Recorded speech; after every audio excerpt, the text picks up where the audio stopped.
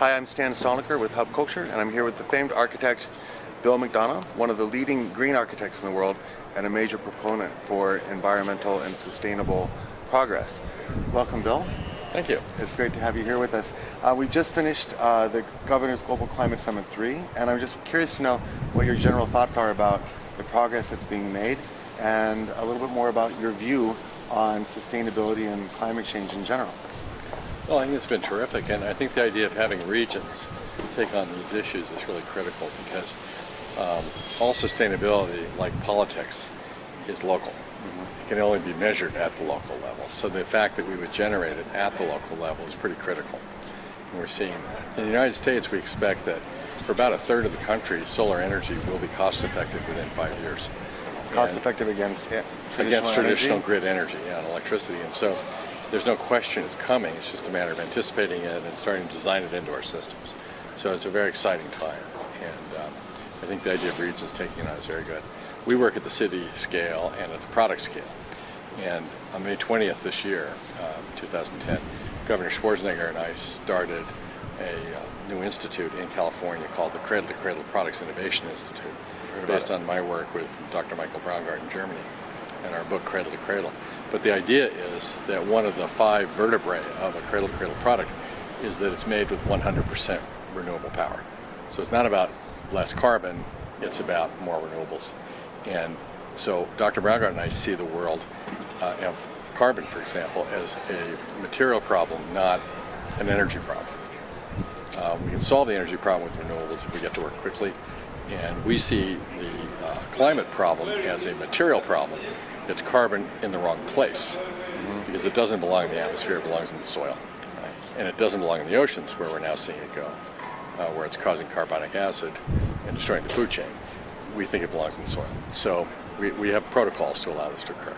And a lot of the cradle-to-cradle kind of philosophy and thinking is really about bringing externalities into the production cycle, right? Because, you know, the economic system that we're in right now is very much a linear growth economic system, so it doesn't price externalities very well. Right. Would you say that externalities in a cradle-to-cradle relationship are the maybe pathway to sustainability? Because by bringing more of these things into it? It's a little different than that because, you see, once we have a cradle-to-cradle flow, it's more like if you make waste, which is a cradle-to-grave typology, then yes, there are externalities on the taking, which may be a polluted river or air pollution or something. And then there's in the waste where what really is happening economically in the big sense is that we're losing the value of this thing from the economic system. So yes, you want to do a study of the impacts in the world, but what happens, it gets misunderstood as life cycle of a dead thing, which is these are not living things, most of them. They don't have life cycles. What they have are use periods. So we say, okay, let's take this and maybe we take it from nature or we take it back from another cradle. If you take it back from the second cradle, like a mineral or something, we no longer have to mine. So it returns to the system without connecting to the externality. Isn't that interesting? Yeah. So if we can put things in closed loops. And it's actually an even more efficient system. Sure, and then you don't have to use new energy. You don't have to use new lead. You don't have to use new whatever, polymer. You can actually close the loops. Who do you see leading this in, say, 20 years' time? Do you see, from a kind of a nation-state basis? Because there's been a lot of talk here about how much China's trying to do, but still behind, and what the U.S. should be doing. The Dutch are very interested and very profoundly engaged in this question right now with us, and California. And although they're focused on green chemistry, and Cradle is much bigger than that. It involves logistics, it involves social fairness, it involves job creation, it involves clean water, clean energy. It's not just green chemistry, but they're looking hard at that area, but more in a punitive way than an encouragement way, which is problematic. That'll get changed. And the Chinese. We're working very closely with China, and it will astonish everybody. There's a lot of kind of rumblings that there's a lot of leapfrogging happening in China right now. One last question for you. Can you tell me, like, what is your greatest concern?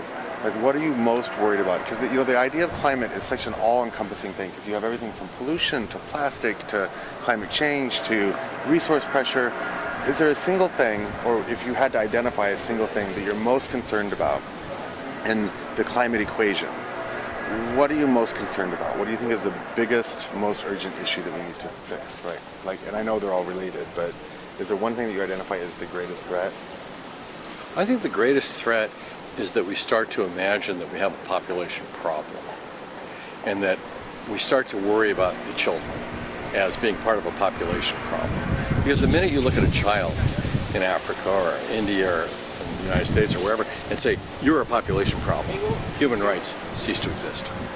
And what we need to do is have a different headset which says every child that's born is celebrated, and that we love these children. That's our job, is to love all the children, not just of our species, but all species, and say, how can we celebrate you and your creativity in a world of abundance?